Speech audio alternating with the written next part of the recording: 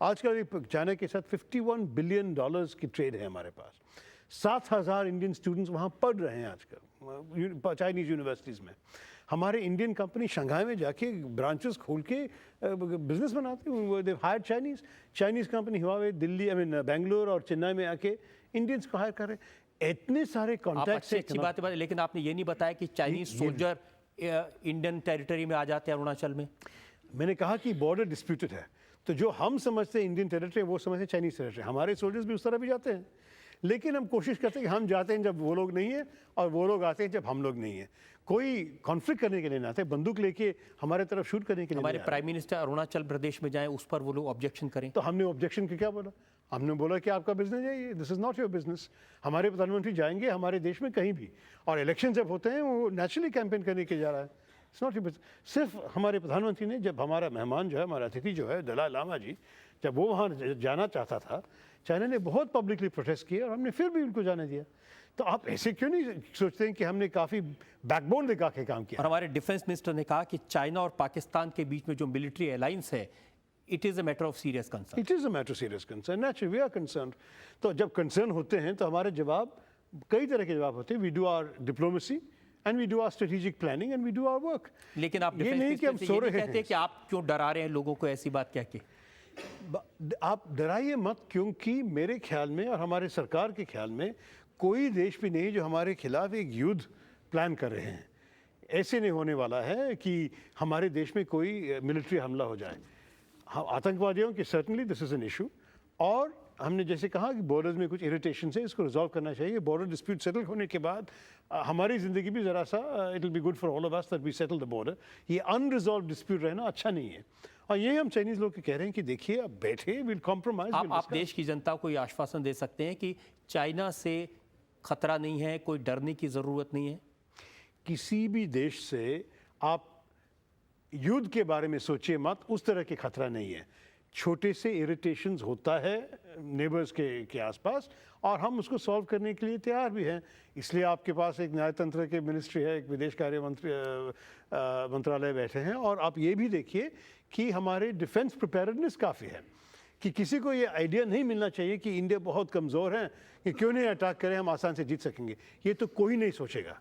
तो इसलिए जब डिफेंस प्रिपेयर्डनेस काफ़ी है और इफेक्टिव डिप्लोमेसी है, तो इंडियन पब्लिक को डरने की कोई ज़रूरत नहीं है। डर इसलिए होता है कि जब ये खबरें आती हैं कि उन्होंने सड़क बना लिया, वो रेलवे लाइन करीब आ गए, उन्होंने एयर स्ट्रिप्स बना लिए, इंडिया को चारों तरफ से घेरने की कोशिश हो रही है।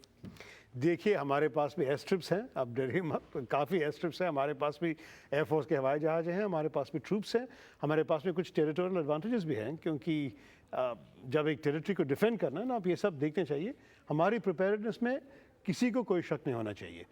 और ये इंसर्कलमेंट थियरी जो आप बोल रहे हैं, मेरे ख्याल में ये तो we don't take this very seriously. किसी ने कहा कि स्ट्रिंग ऑफ पर्ल्स कर रहे हैं हमारे नेक के, this is very silly talk. बात यह है कि China will pursue its interest, India will pursue its interest, but there is room for both our interest in this world. इस दुनिया में दोनों देश की इंटरेस्ट के लिए काफ़ी जगह है। शशि, हमने आपसे हर तरह के सवाल पूछे, पाकिस्तान पर, चाइना पर, और बड़ी बेबाकी से सफाई से आपने जवाब दिए।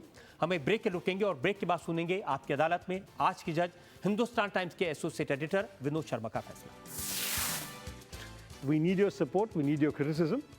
और मेरी बहुत बहुत बुरी हिंदी के लिए मैं माफ़ी मांगता हूँ, लेकिन मुझे सुना, बहुत धन्यवाद।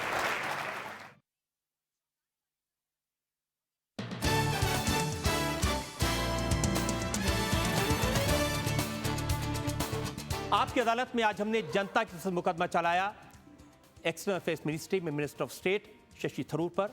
शशि थरूर से हमने पूछा चाइना के खतरे के बारे में, पाकिस्तान को लेकर सॉफ्ट पॉलिसी के सेंटिमेंट के बारे में, हमने उनसे पूछा उनकी ट्विटर जनरेशन के बारे में।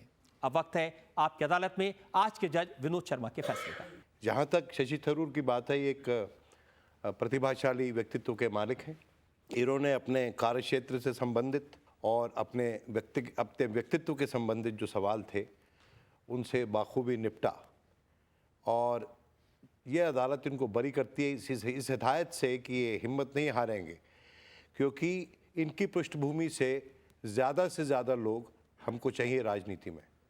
क्योंकि अगर इनकी पृष्ठभूमि के लोग राजनीति में आएंगे तो जो दूसरी पृष्ठभूमि से लोग आते हैं, देहात के लोग, जिनको इस देश की समस्याओं का ज़्यादा अच्छा आकलन होता है, और इन लोगों को जो प्रतिभाशाली पढ़े लिखे लोग होते हैं उनकी समस्याओं के उपायों का अच्छा आकलन होता है। तो जब एक पैथोलॉजिस्ट और एक फिजिशियन मिलकर काम करते हैं तो बहुत सी बीमारियां दूर हो जाती हैं।